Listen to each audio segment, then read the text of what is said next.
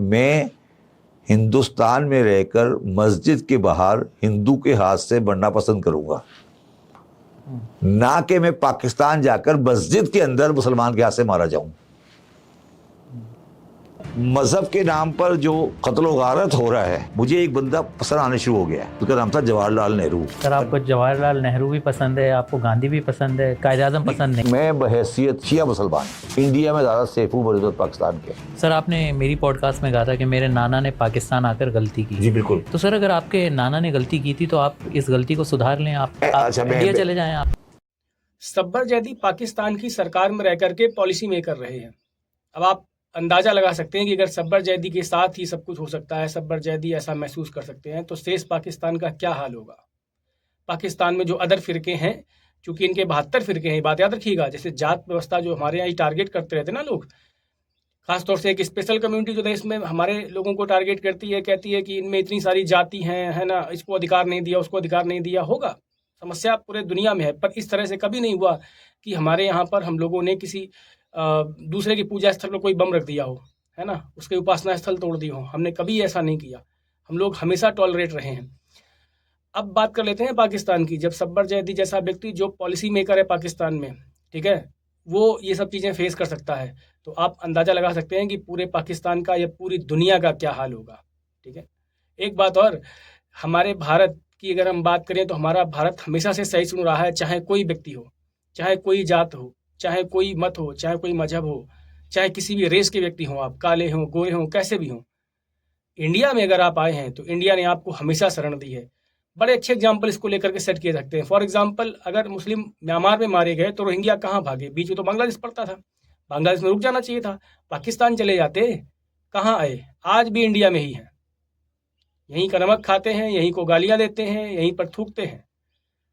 देखने वाली बात है, समझने वाली बात है कि आप जिस कंट्री ने आपको शरण दिया है, जिस कंट्री ने आपको सारी चीज़ें दी हैं, आप उन्हीं के नहीं होते हैं। बंगाल में क्या हो रहा है? पूरे बंगाल को अगर आप देखेंगे तो कुछ ऐसी स्थिति मची हुई है। कहने का पूरा जो समप है वो इतना ही है कि अपनी विचारधारा को थोपना इनके लिए कोई नई बात नहीं है। अगर आप उत्तर प्रदेश में रहते हैं या यूपी के बारे में थोड़ा भी जानते समझते होंगे तो आपको मालूम होगा कि लखनऊ में जो शिया सुन्नी विवाद है वो कितना पुराना है और कितना संघर्ष रहा है इसमें। तो इनमें 72 फ़िरकों में से जो फ़िरका एक बार पावर में होता है, एक बार ताकत में होता है, वो फिर कभी किसी दूसरे को हाथ नहीं लगाने देता।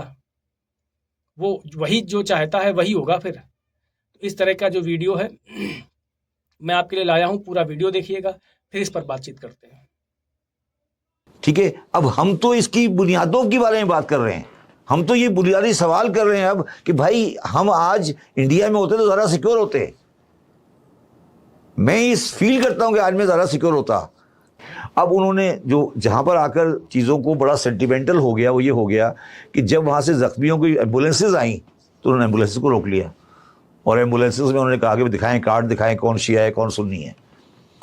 तो मैं इस सारी चीज़ देख रहा हूँ, उसके ऊपर मेरा मैंने इसमें जाकर लोगों से बात भी करनी है। अब मुझे इस सवाल का जवाब दें, मुझे एक सवाल का जवाब दें कि शिया सुन्नी जो भी है अपनी जगह पर है, क्या इस तरह के माहौल में कोई स्टेट बाकी रह सकती है? नहीं सर, अगर हालात मैं ऐसे पूछ ही रहा हूँ। और देखिए, मैंने आपको एक प्रोग्राम में बहुत पहले कहा था कि सबसे बड़ा लीडर जो आज तक इंडो पाक में मुसलमान पैदा हुआ है, उसका नाम था मौलाना हसरत बुहानी। मैं क्यों कह रहा हूँ सबसे बड़ा लीडर? वो एक इस तरह का लीडर था कि वो मुस्लिम लीग के प्रेसिडेंट भी रहे, वो कांग्रेस के प्रेसिडेंट भी रहे, ठीक है, वो कम्युनिस्ट पार्टी में भी रहे, ठीक है, वो पार्टीशन के बाद पाकिस्तान नहीं आए। तो उनसे पूछा मौलाना, अब पार्टीशन के बाद वो अपनी सीट कानपुर की जीतते रहे हमेशा, ठीक है, तो उनसे पूछा कि मौलाना साहब आप पाकिस्तान क्यों नहीं गए? तो उन्होंने बड़ा अच्छा जवाब दिया था जो आज मेरे ऊपर अप्लाई हो रहा है। उन्होंने कहा कि मैं हिंदुस्तान में रहकर मस्जिद के बाहर हिंदू के हाथ से मरना पसंद करूंगा, ना कि मैं पाकिस्तान जाकर मस्जिद के अंदर मुसलमान के हाथ से मारा जाऊं।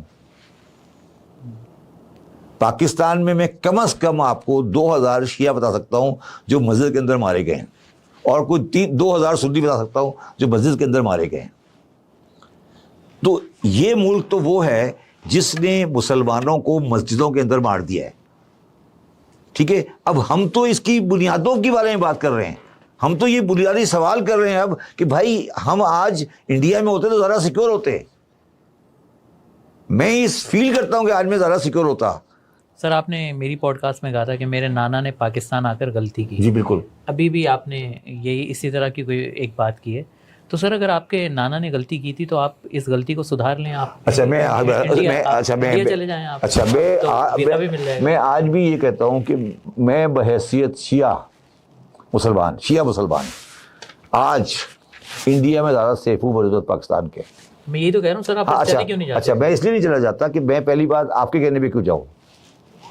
नहीं सर नहीं मेरी बात सुने, मैं आपके कहने पे नहीं जाऊँगा। नहीं सुन लो मेरी बात, मैं आपके कहने पे नहीं जाऊँगा, ना मैं जमात इस्लामी के निकालने पर या तालिबान के प्रेशर में नहीं जाऊँगा। अगर तालिबान मुझे प्रेशर करके निकालना चाहेगी मैं कभी नहीं जाऊँगा, ठीक है। समझने की कोशिश करो। मैं यहाँ लड़ूंगा इनके खिलाफ, ना कि मैं चला जाऊँ। मेरे चला जाना मेरी शिकस्त होगी। मैं इनकी बदमाशी को मान लूंगा और ये मान लूंगा कि मुल्क इनका है।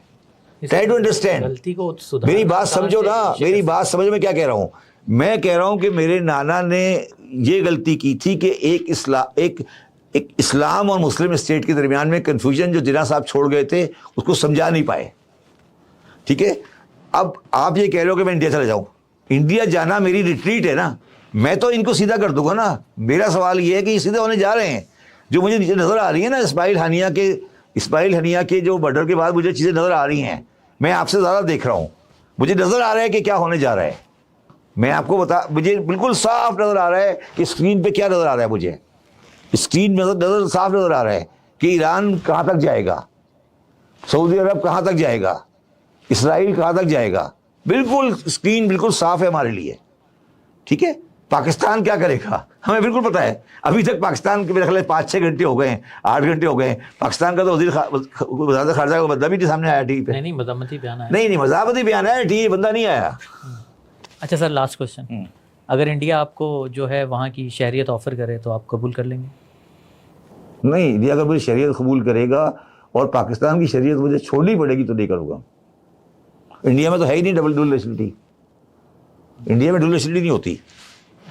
सिंगापुर में इंडिया में डबल नेशनलिटी नहीं होती। सर पाकिस्तान की शहरियत आप क्यों नहीं छोड़ेंगे? इसलिए नहीं छोड़ा, मैं क्यों छोड़ूं? मेरे अब्बा ने हमने बनाया है। आपके बड़ों ने गलती की, नहीं तो देखें, मैं छोड़ूं शरीफ आदमी के लिए छोड़ दूंगा, बदमाश के लिए नहीं छोड़ूंगा। मेरी बात समझ नहीं रहे।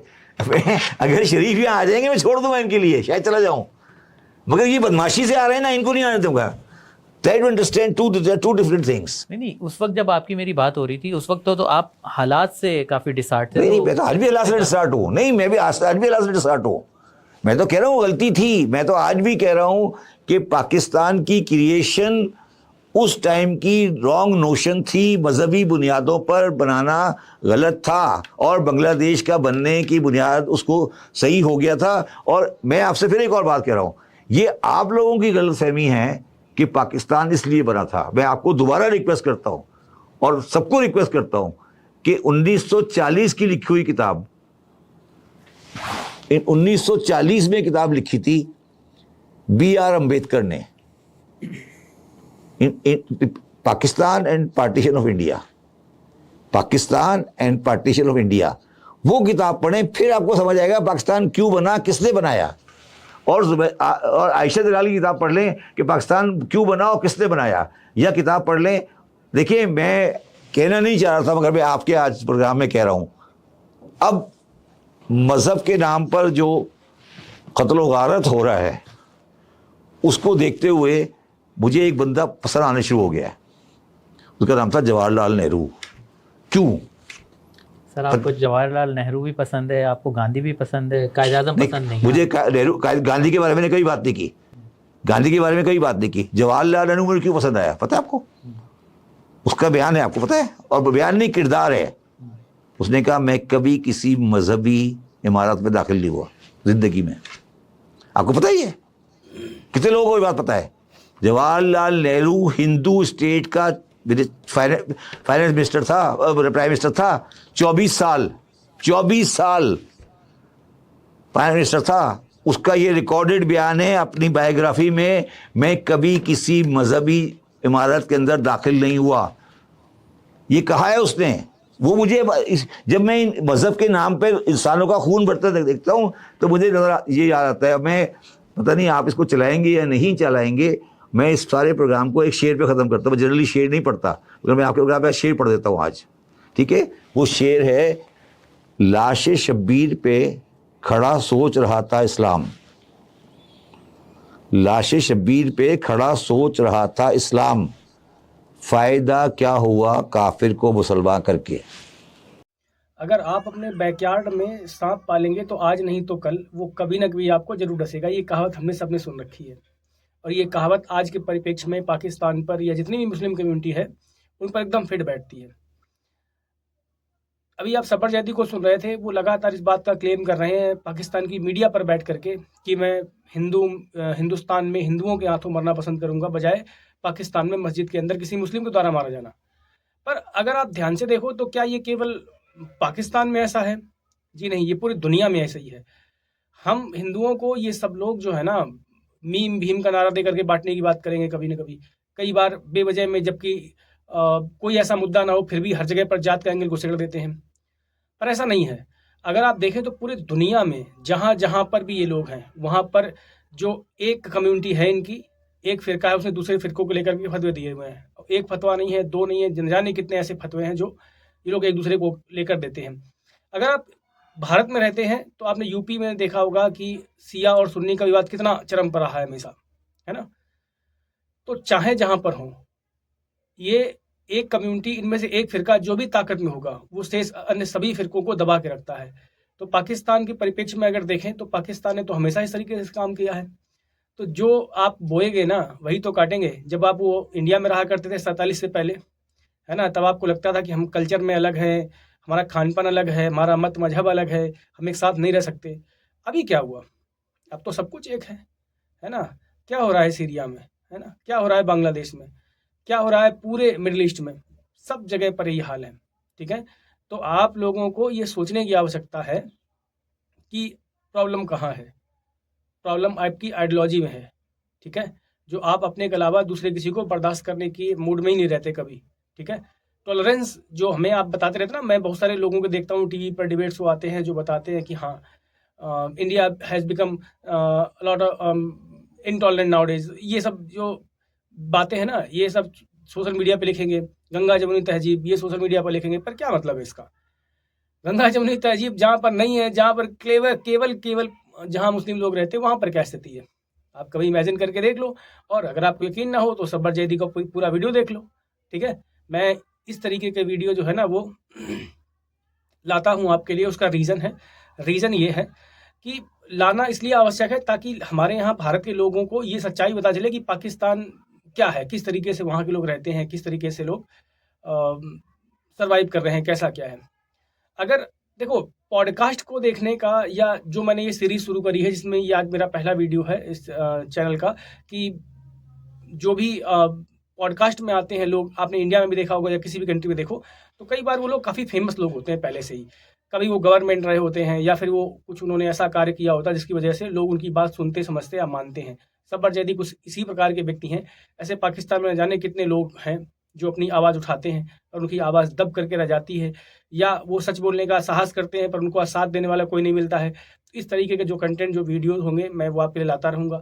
अगर आपको लगता है कि ये चीज़ आपको पसंद आई है या आपको लगता है कि रिलेट कर पाए इस चीज़ से, तो please do like, share and subscribe for this channel.